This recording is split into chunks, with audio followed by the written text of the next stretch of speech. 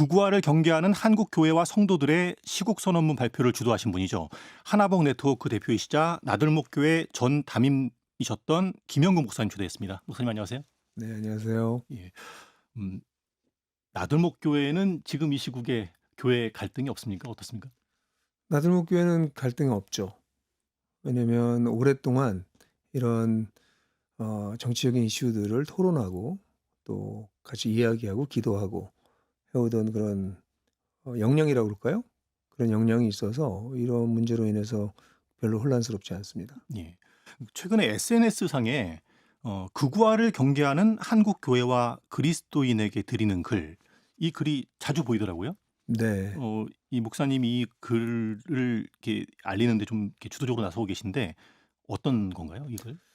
사실 우리 지난 12월 3일에 그 계엄 선포는 우리 뭐 전 국민을 정말 깜짝 놀라게 했고 그 이후로 잠 못 자는 밤들이 우리에게 많았잖아요.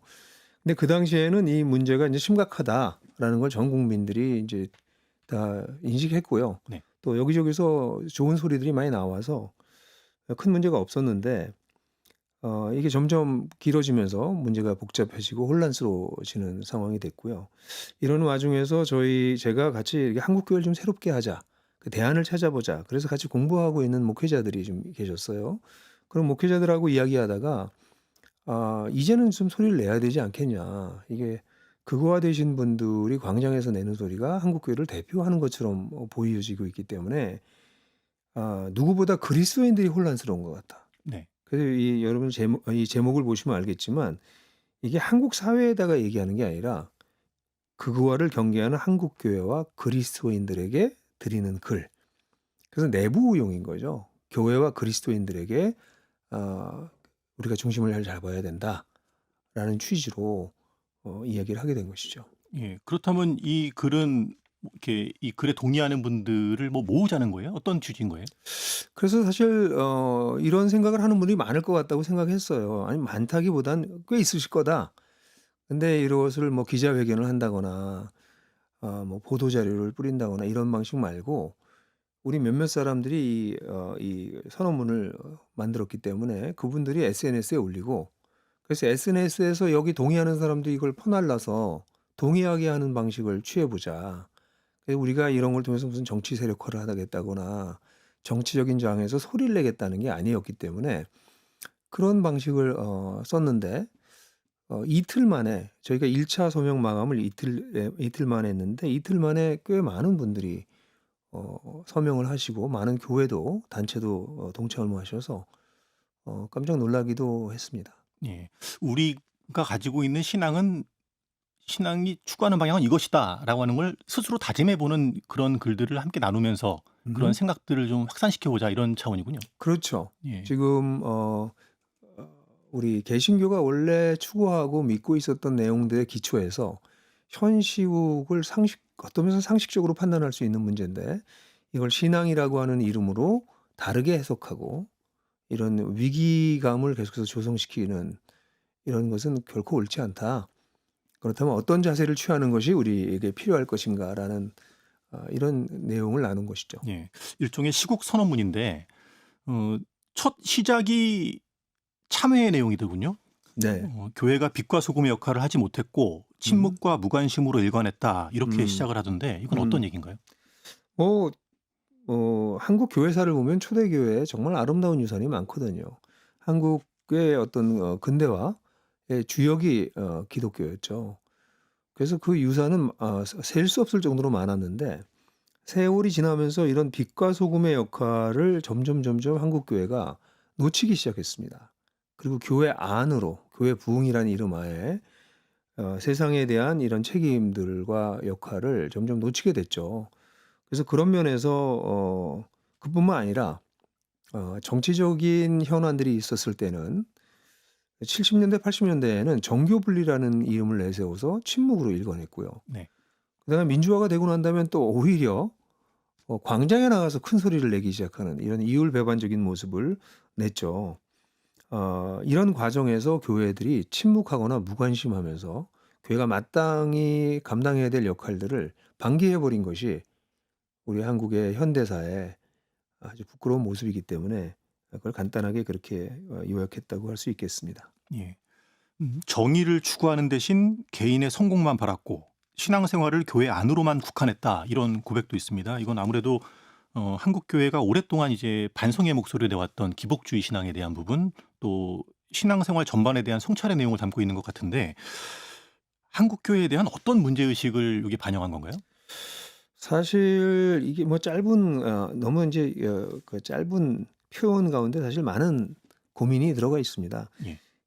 그리스도인은 예수를 그리스도라고 고백하고 예수를 따르는 사람들이잖아요.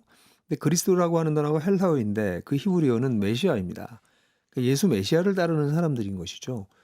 그러면 예수께서 가르치신 가르침, 메시아가 가져오신 하나님 나라에 대해서 그리스도인들은 아주 잘 알아야 되고 또 그런 하나님 나라를 살아내는 사람들이어야 하는데 사실 한국 교회는 그런 하나님 나라의 신학을 잃어버렸습니다. 그래서 하나님 나라가 죽으면 가는 천당이나 마음속에 오는 평안 정도로 격화시켜 버린 것이죠. 네. 예수님은 하나님 나라가 시작됐다. 하나님 나라의 현재성을 이야기하셨는데 이러다 보니까 신앙은 죽으면 가는 데고 이 땅에 있는 동안은 복 받아야 되겠고 그러니까 기복주의가 아주 한국 교회는 자리 잡았고요. 그건 한국에 가지고 있던 샤머니즘과 함께 연결돼서 아주 증폭됐고요. 거기다가 자본주의라고 하는 경제 시스템 속에 우리 한국 사회와 교회가 편입되면서 자본이 중심이 되는 사고로 다 바뀌어버린 거죠. 그래서 한국 교회는 사실 가지고 있는 여러 가지 문제들이 이런 문제들이 실제로 존재하게 됐고요. 그리고 기독교라고 하는 것이 성경을 믿는 사람들이잖아요. 근데 성경을 믿는데 다 믿어요. 근데 믿는데 그 성경을 믿은 거를 그럼 어디다가 적용할 거냐? 마음에 적용할 거냐? 죽은 다음에다 적용할 거냐? 아니면 우리가 살고 있는 세상에 적용할 거냐? 할 때 하나님 나라가 시작됐다는 것을 믿는 사람들은 우리가 살고 있는 세상에 적용하려고 하겠죠. 근데 이 세상에 대한 이해와 공부가 너무 없는 거예요. 그럼 성경을 믿는데 믿는 내용을 그럼 어떻게 적용할 거냐는 거죠. 현대 사회의 이 복잡한 컨텍스트에서 어떻게 적용하려고 하면 세상도 공부를 꽤 해야 됩니다. 근데 교회는 세상에 대한 공부를 너무 안 했어요. 왜냐면 교회 안에서 숫자 불리는 것이 부흥이라는 그런 패러다임에 갇혀 있었기 때문에 그래서 그런 면에서 한국 교회의 아주 심각한 네. 성경을 믿는데 세상에 적용하는 거는 너무 나이브하기도 하고 무지하고 잘못된 적용을 하는 케이스들이 생겨나게 된 것이죠. 근데 성경을 삶에 적용하는 부분을 언급하시니까 상당히 오랜 기간 한국 교회 안에는 이제 이 성경 말씀을 삶에 개인의 삶에 적용하는 큐티를 하시는 분들도 많고요. 아침마다 또 성경 읽으시는 분들이 상당히 많지 않습니까? 네. 근데 그 방식이 또 방향이 뭐 건강하지 못했다는 지적이세요? 그렇죠. 매우 건강하지 못하죠. 왜냐하면 성경을 그렇게 열심히 읽었는데도 예수님의 가르침이 뭐예요?라고 사람들에게 물어보면 대부분의 사람들은 사랑이요 이렇게 얘기하거든요. 근데 예수님의 가르침은 처음부터 돌아가실 때까지 하나님 나라만 얘기하다 가셨거든요. 하나님 나라라고 대답하는 게 맞습니다. 근데 하나님 나라에 대해서 거의 무지하고 그러니까 개인적인 신앙, 개인주의적인 신앙으로 성경을 읽고 있기 때문에 성경이 다 그 눈으로 들어오는 거죠. 마치 선글라스 쓴 것처럼. 네. 그래서 성경에서 얘기하고 있는 정말 놀라운 이 깨어진 세상과 깨어진 세상을 회복하고 계시는 하나님에 대한 이야기들은 거의 사라져 버리고 그것을 회복하는 공동체로서의 교회의 아이덴티티나 사명 같은 것도 약화되고 결국 우리 개인이 어떻게 예수를 믿고 죽으면 천당을 갈 것이냐 살아서는 어떻게 복을 받을 것이냐의 예. 관점으로 성경만 보니까 그거밖에 안 보이고 나머지들은 보지 못하게 되는 아주 불행한 모습, 좀 안타까운 모습이죠. 예. 나 자신만 생각하는 신앙에 머물렀다. 뭐 그렇죠. 그런 지적이시네요. 네. 최근 탄핵 정국에서 이 교회 사회 참여를 놓고 찬반 양론이 거셉니다. 이제 앞에서도 말씀하신 부분인데 목회자들이 고민이 클 것 같아요. 근데 이 선언문에 보니까 공개적으로 기도하지 않았고 용기 있게 행동하지 않았다 이런 대목이 있습니다. 네. 이건 어떤 얘기입니까? 사실 우리 예수께서 가르치신 하나님 나라를 잘 들여다보면 그 전제가 이 세상이 비정상이라는 것이거든요. 거의 심판이 이 땅에 거의 임한 거와 다름없는 아주 깨진 세상이다. 그게 전제가 되어 있습니다. 그게 사실 구약의 세계관이고요. 하나님을 저버린 인간의 군상의 모습이 나타나는 게 구약의 이야기고, 그래서 그런 세상에 대해서 예수님께서 오셔서 이 세상을 회복하시겠다는 거거든요. 그럼 이 깨어진 세상이 얼마나 깨어져 있는지에 대해서 그리스도인들, 특별히 목사들이 끊임없이 얘기해야 되거든요. 복음을 전하려면 당신의 개인의 죄가 문제예요라는 얘기도 물론 해야 되지만, 당신은 굉장히 큰 맥락 속에서 이 망가진 구조 속에서 한 부분이 돼서 죄로 자신도 망가뜨리고 세상도 망가뜨리고 있어요.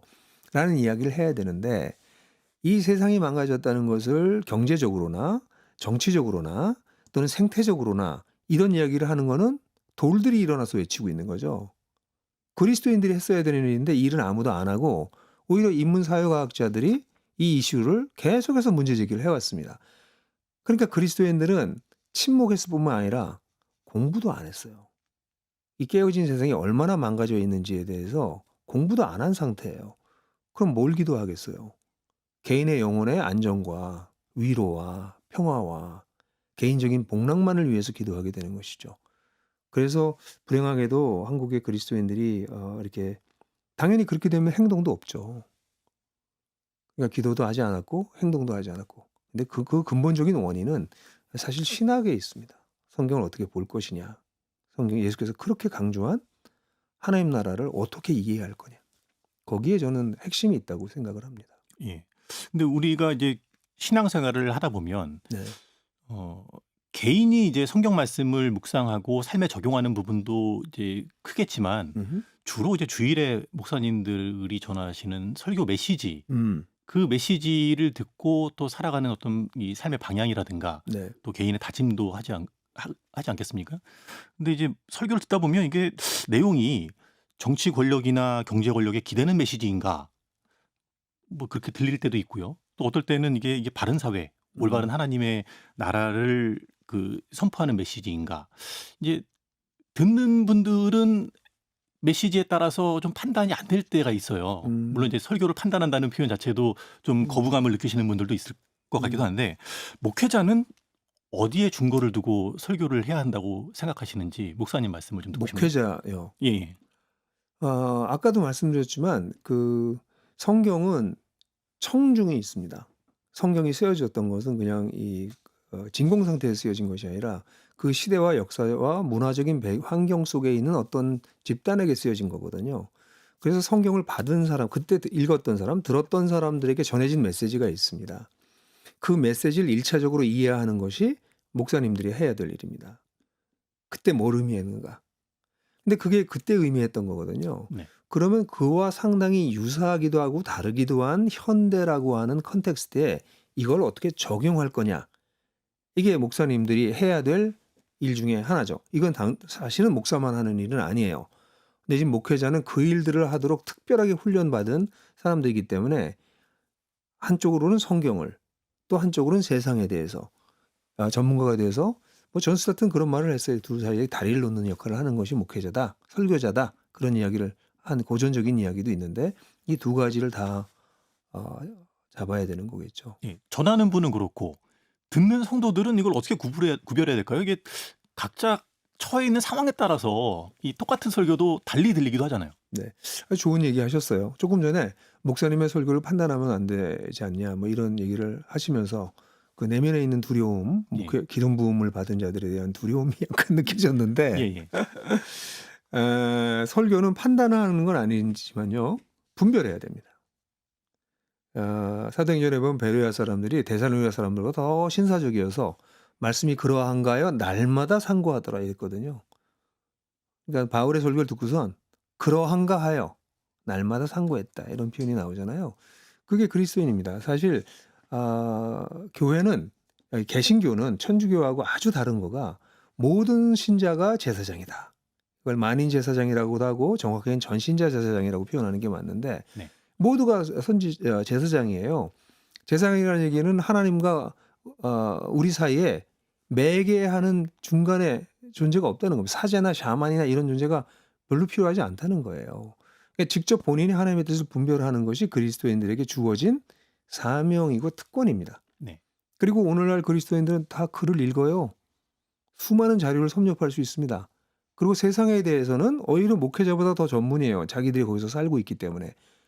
그러니까 성도들이 목사님이 하시는 말씀을 들으면서 그걸 분별해야 되는 것은 그건 그 성도들의 책임이기도 하고 그 자기 인생이 걸린 거니까. 그리고 그렇게 하는 건 특권이기도 합니다. 그러려면 성도들도 성장해야 됩니다. 아기 수준에 있으면 성경에 대해서도 세상에 대해서도 그냥 유아적 상황에 있어서는 도무지 분별할 수 없는 것이죠. 그래서 성도들도 성장해서 제사장다운 제사장 역량을 갖춘 제사장이 돼야 전신자 제사장이라는 게 말이 되지. 그냥 아무나 다 제사장이에요. 다 네. 뭐 축도할 수 있나요? 자, 성찬할게요. 이런 수준을 성경에서 얘기하는 바는 아닌 것이죠. 네. 시국 선언문에 한국 교회에 4가지를 요청했어요. 네. 어떤 내용입니까? 네, 저희가 요청한 거는 일단 지금 현재 벌어지고 있는 이 광장에서 특별하게 벌어지고 있는 것이 비상식적이고 비민주적이다. 그래서 이거는 사실 이대 권력을 숭배한 일이기 때문에 여기에 대해서 하나님 앞에 나가서 다 같이 회개하자. 이게 첫 번째였고요. 네. 두 번째는 사실은 저희가 고민을 많이 했지만 정광훈 씨나 손현보 목사와 같은 분들이 이걸 잘 이끌어가고 있잖아요. 이 두 분이 지금. 근데 둘 다 목사님이세요. 또 한 분은 약간 뭐 저는 정광훈 씨라고 하지만 예. 그래서 그런 분들인데 그분들하고 절연해야 된다. 이 사람들은 개신교를 정치를 도구화하고 있기 때문에 그걸 절연해야 된다. 절연하자라는 요청이고요. 그리고 난 다음엔 거짓 선지자가 난무하는 거는 언제나 그랬거든요. 그러니 거짓 선지자에 속지 않으려면 성도들과 목회자들이 스스로 공부하고 하나님의 뜻을 분별할 수 있도록 그 능력을 좀 키워나가자라는 요청이었고요. 마지막으로는 헌법재판소라고 하는 거는 우리나라가 가지고 있는 특수한 정치 형태인데요. 삼권 분립 위에 있는 마지막 헌법을 해석하는 단위잖아요.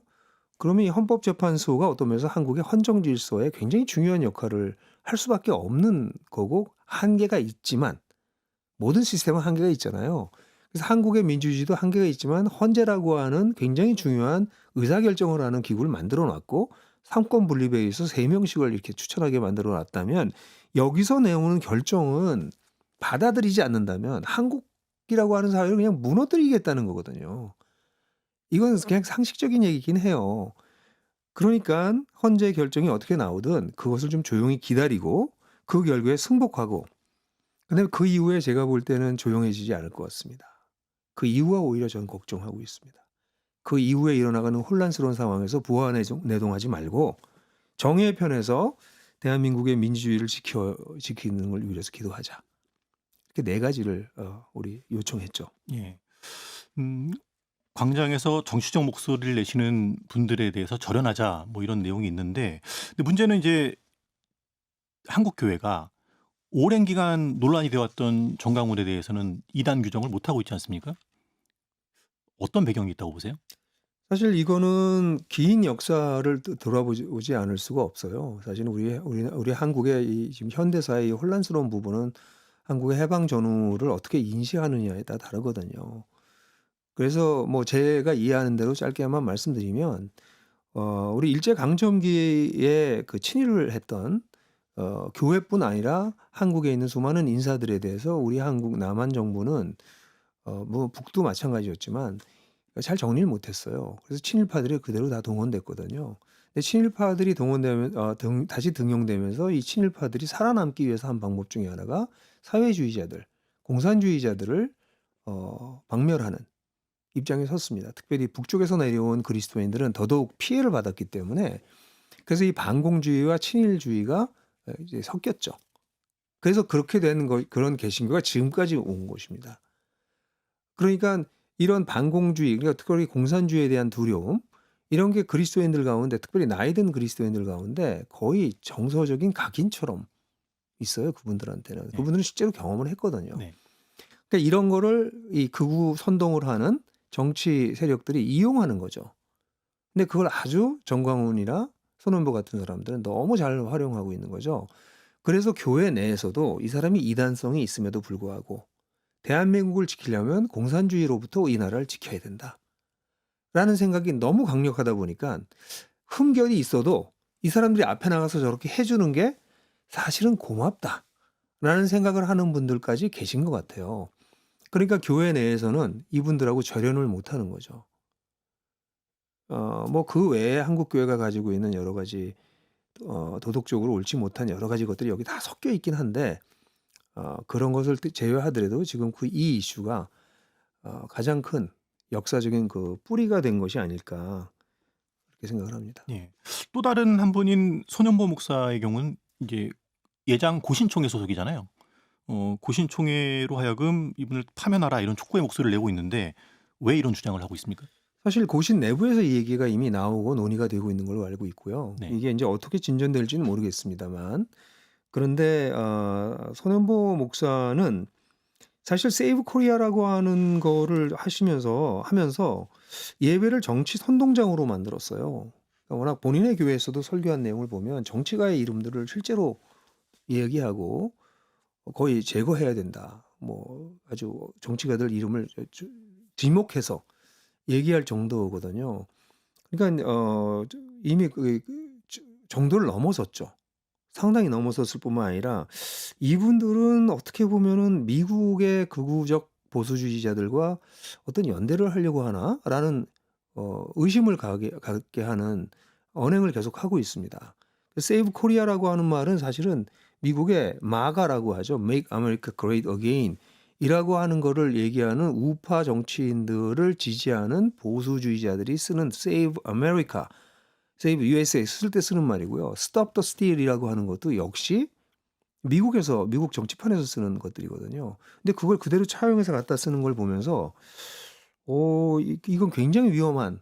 그래서 우리 미국의 경우에 의사당에 난입했던 사람들 중에서 복음주의자라고 불리우는 그건 복음주의자인지 모르겠지만 어쨌든 보수주의자들이 많았거든요. 그리고 그 세력이 결국은 지금 집권에 또 성공하게 된 상황이어서 그런 극단적인 상황이 한국에도 이렇게 흘러 들어오고 있는 것이 아닌가 하는 염려가 있기 때문에 그런 면에서는 굉장히 오히려 정광훈 씨보다도 더 위험한 분이 아닐까 하는 걱정이 있기도 합니다. 그런데 이제 뭐 일부라고 표현되기도 하고 또 그 안에 가면 또 되게 인원이 많습니다. 많은 교인들이 또 참여하고 있어요. 왜 그분들은 거기를 참여한다고 보세요? 지금 얘기한 것처럼 그 두려움 때문입니다. 두려움이요? 네. 그러니까 거기서 나오는 것 중에 아주 중요한 게 결국은 반국가 세력, 그다음에 친중 이런 얘기들이 계속 나오잖아요. 예. 근데 뭐 저 개인적으로는 대부분 다 가짜 뉴스라고 생각을 하는데 그런 두려움이 우리 한국 사람들의 정서 속에 있습니다. 그거는 한국의 연세 드신 분들, 또 보수적인 분들이 대부분 공유하고 있는 공부를 많이 했든 안 했든 이건 공부의 문제도 아닌 것 같아요. 정서적 일종의 각인이라고 저는 표현하는데 그런 분들이 교회 안과 교회 밖에 있는 분들이 연대하게 되는 거죠. 이 공통의 두려움을 가지고. 그 나라 망하게 생겼다. 이 공산화되겠다. 이러다 중국이 다 잡아먹겠다. 뭐 이런 논리가 그런 공유가 일어나고 있는 것 같아요. 한국의 근현대사가 겪었던 고통이 그대로 투영되는 일이어서 사실 그분들을 너무 안타까워요. 얼마나 고통스러웠을까. 네. 그 과거의 상처가 결국 그거를 긁어내서 현대판으로 만드는 음모론이 기승을 떨치고 있는 것에 대해서 너무 안타깝게 생각합니다. 지금 이제 온 나라가 갈등 상황이잖아요. 근데 뭐 나라뿐만 아니라 교회 안으로 들어와도 교회가 또 갈등을 겪고 있습니다. 교인들 간의 이 의견 대립으로 인해서 심각한 갈등이 풀리고 있는데 교단과 연합기구 차원에서 뭔가 좀 결단이 필요한 시기가 아닌가 하는 생각도 해보게 되는데 교단 또 이 연합기구 어떤 좀 마땅한 좀 이 갈등을 좀 해소할 수 있는 뭐 결단을 할 수 있는 우리 방향이 있을까요? 좀 생각해 보셨어요? 기자님이 있다고 생각하세요? 답답합니다. 예. 개신교의 특징이 개신교는 이런 다양한 소리를 내는 사람들이 오히려 서로 토론도 하고 충돌도 하고 그러면서 개신교가 발전해 왔습니다. 개신교는 처음부터 하나로 통합시키려고 하는 그런 운동들이 있어 왔지만 별로 성공하지 못했고요. 계속해서 다양한 소리를 내거든요. 그게 저는 개신교의 장점이라고도 생각을 해요. 그래서 이거를 교단 차원에서 뭘 연대해서 무슨 일을 할 것이다라고 하는 것은 여러 가지 면에서 그건 뭐 하나님의 나라가 임하면 그 될 것 같다는 생각이 들고요. 거의 불가능하다라고 저는 판단이 되고요. 대신에 오히려 개신교의 특성을 살려서 각 교회가 각 교회 공동체 단위로 이런 이슈에 대해서 논의하고 같이 고민하고 공부하고 토론하는 문화만 좀 생겨도 좋겠다. 예, 이번 기회를 통해서. 네. 예, 이게 뭐 우리 역사가 이 지금부터 6월 달까지가 저는 굉장히 중요하다고 보는데 이게 제가 생각할 땐 한국 현대사에 기록될 기간이 될 겁니다. 이 기간이 시간이 지나고 나면 이게 어떻게 되든지 기록이 될 거라고 느껴지는데 그렇지만 이 문제는 이 문제도 굉장히 급박하고 중요하지만 교회 자체가 역량을 키우지 않은 상태에서는 뭘 해도 될 수 없다. 그러니까 교회 자체가 역량을 키울 수 있도록 이번 기회가 사용돼야 된다. 예. 더 장기적으로 보면서 저는 그런 생각을 하고 있습니다. 각 개별 교회별로 이제 성도들 간의 이 사안을 놓고 의견을 나누는 게 필요하다고 하셨는데 실제 교회 현장에서는 이제 이걸 내놓으면 이 주제로 내놓고 대화를 시작하면 다툼이 벌어지고 교회가 어 갈등이 너무 커질까 봐 오히려 좀 쉬쉬하는 정서가 더 강하잖아요. 네. 그건 뭐 당연히 현실론적인 면에서 맞는 얘기고요. 이걸 잘못 끄집어 놨다가 교회가 깨질 것 같으면 네. 그 교회는 아주 어린 교회예요. 그러니까 그런 교회는 이 문제를 다룰 수가 없습니다. 그러니까 지금부터라도 뭘 해야 되냐면 왜 하나님은 사회에 대해서 관심이 있으신지, 왜 그리스도인들은 사회에 대한 책임이 있는지, 사회에는 어떻게 참여를 해야 되는지, 아니 그전에 형제들 간의 대화는 어떻게 해야 되는지, 다른 거는 어떻게 받아들여야 되는지, 비판은 어떻게 수용해야 되는지, 나와 다른 사람들과 어떻게 공동체를 이루어야 되는지 이게 돼야 예. 그다음에 사회에 대한 얘기를 하고 하나님의 세상에 대한 생각을 나눌 수가 있고 그런 기본적인 자세가 공부가 되고 난 다음에 이슈로 넘어갈 수 있겠죠. 근데 그 이슈를 지금 다룰 수가 없어요. 동성애 문제도 마찬가지고요. 이 문제도 그렇고 이건 다루면 싸웁니다 그냥. 교회가 깨지는 거예요. 그러니까 저는 이런 걸 볼 때 지금 당장 무슨 선언을 하고 뭐 연대를 해서 발표를 하고 아무런 변화를 일으키지 못한다 교회가. 오히려 이 상황에서 우리가 기본부터 다시 다져야 되겠구나. 공동체 다시 만들어야 되겠구나. 서로 사랑하고 서로 허물을 덮어주고 다른 거를 인정하고 다른 사람의 말에 귀를 기울일 줄 알고 사실 이거는 기독교가 서구 사회에 만들어낸 시민 정신이거든요. 그러니까 서구 사회는 그런 기독교의 정신 밑에서 예수의 정신 밑에서 이게 만들어졌어요. 근데 우리는 이런 게 이제 안 만들어진 거죠. 그리고 오히려 우리 한국의 시민 사회도 아직도 갈 길이 멀지만 좀 그걸 추구하고 있죠. 그러니까 참 불행한 거죠. 이런 놀라운 거를 기독교가 만들었는데 이제는 교회가 거꾸로 세상을 보고 배워야 되는 뭐 비폭력 대화 뭐 이런 거 배워야 되는 거예요, 교회가. 네. 이게 원래 다 우리 거였는데. 네. 그래서 지금 상황에서는 급하게 우리가 무슨 행동을 하는 거는 너무 근시안적이고 오히려 그 어린 교회 공동체를 찢어놓는 일이 될 것이고 지금은 처음부터 다시 기독교가 뭔가 그리고 교회는 세상 속에 어떻게 존재해야 되는가 그리고 이 다양한 이슈들을 그 다음에 이제 좀 근력이 생기면 그럼 그 다음에 그 이슈를 좀 다룰 수 있게 되지 않을까요? 예. 올해가 한국교회 선교 140주년이라고 이제 기념하고 있고 또 비폭력 평화 운동이었던 3.1 운동 네. 106주년이었어요. 음. 그것을 기억하고 있는데 100년이 넘는 역사라고 하면은 길게도 느껴질 수 있는데 한국교회 역사가 짧은 거군요. 굉장히 짧은 예. 거죠. 한국 교회는 사실은 한국 교회 자체의 굉장히 훌륭한 유산도 제대로 계승하지 못하고 있고요. 그래서 우리가 이 해방 전후사가 계속해서 중요하다고 하는 이야기가 그게 거기서 다 단절돼 버렸기 때문에 단절되고 왜곡돼 버렸기 때문에 네. 이게 정리가 되고 소화가 되는 데는 저는 시간이 꽤 많은 시간이 필요할 것이다라고 보여지고 뿐만 아니라 우리 서구 기독교를 저는 뭐 미워하지 않지만 서구 기독교가 그동안 축적해 놨던 굉장히 많은 유산도 우리가 가져오지 못했어요. 거기서도 단절돼 있습니다. 물론 서구 기독교도 그걸 자기네들이 유산을 잘 쓰지는 못하고 있는 것 같아요. 근데 그런 엄청난 유산들을 잘 받아들여서 그걸 우리가 살고 있는 세상 속에 계승해서 발전시키고 새로운 대안을 만드는 일들을 언젠가 우리 교회들이 할 수 있지 않을까라는 소망을 가지고 살고 있습니다. 예. 지금 이제 기독교를 내세워서 신앙을 내세워서 정치적 선동을 하시는 분들은 뭔가 목적하는 바가 있겠죠. 그렇죠. 그렇게 봐야 되겠죠. 네.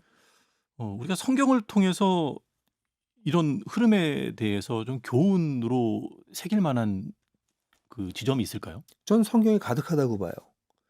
왜 한국의 그리스도인들이 구약을 안 읽어요. 신약만 봐요. 구약에서 특별히 선지서를 읽어야 될 거라고 봅니다. 선지서가 다 그 얘기거든요.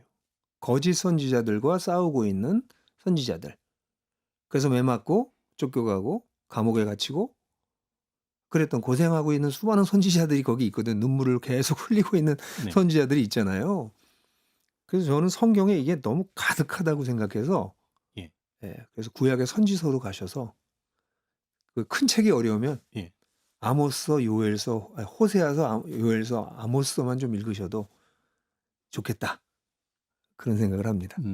뭐 그 여러 선지자 중에서 지금 뭐 상황에 적용해 볼 만한 선지자의 사례 혹시 좀 뭐 예. 예레미야 같은 예. 경우가 아주 대표적인 사람이고요.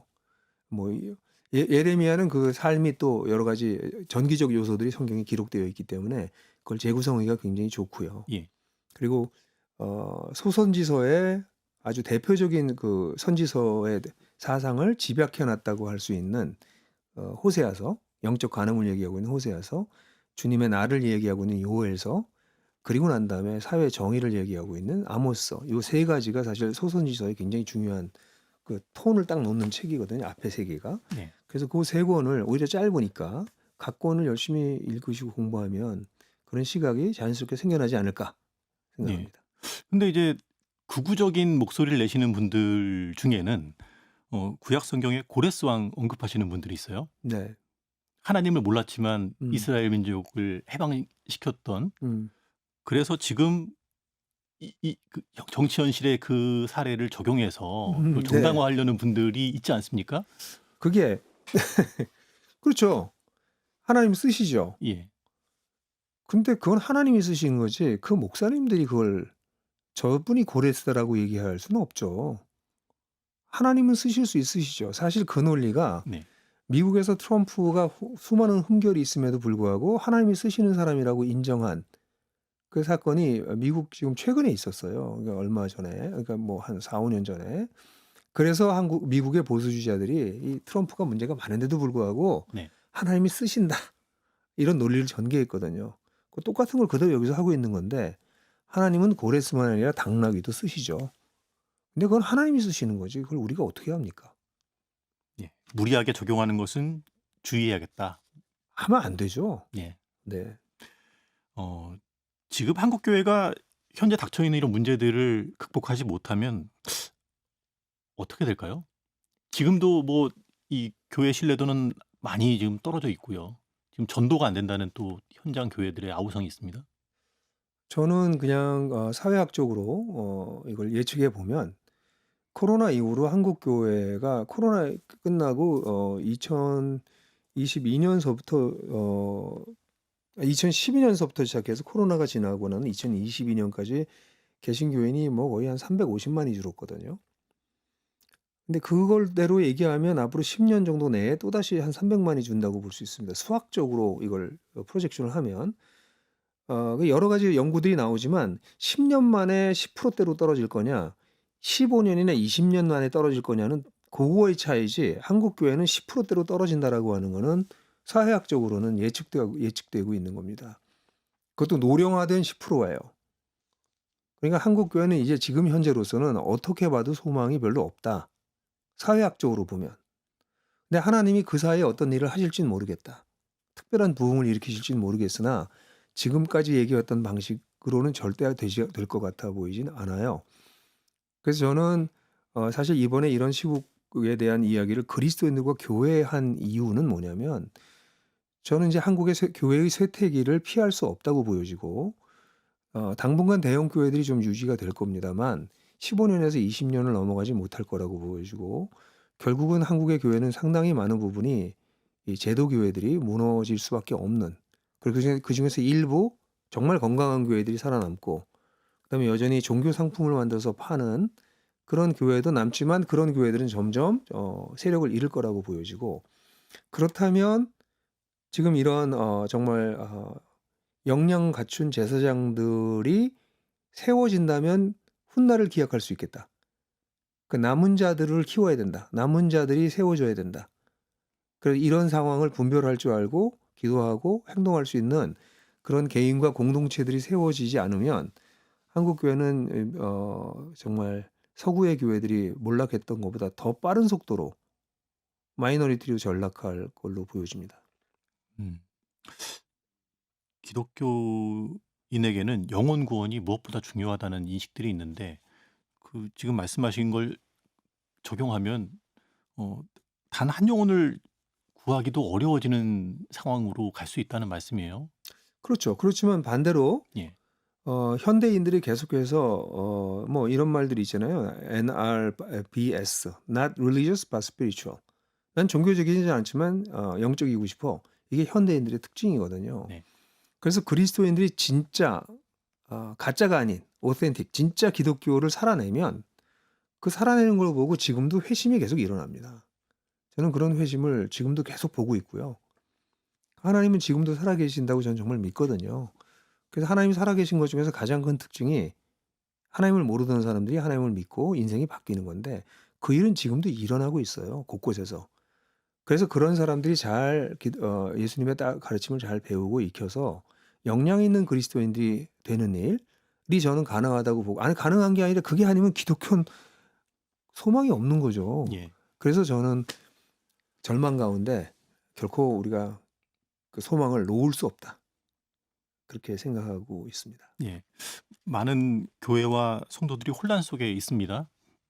지금 말씀하신 것처럼 소망을 놓을 수 없어요, 그래도. 네. 하나님 나라를 이 땅에 실현하는 성도들의 사명을 생각할 때 당부하고 싶은 점 끝으로 한 말씀 해주시죠. 저는 우리 성도들이 솔직해졌으면 좋겠어요. 솔직히요? 네. 정말 내가 예수를 믿고 변했나? 진짜 변하고 있나? 뭐 성경에 엄청난 얘기 많이 하잖아요. 뭐 진리를 알면 진리가 너희를 자유케 한다 그러고 네 배에서 생수의 강이 흐른다 그러고 다시는 목마르지도 않고 줄이지도 않는다 그러고 성경이 얘기하고 있는 이 어마무시한 얘기들이 내 삶에 부분적으로 일어나고 있는가?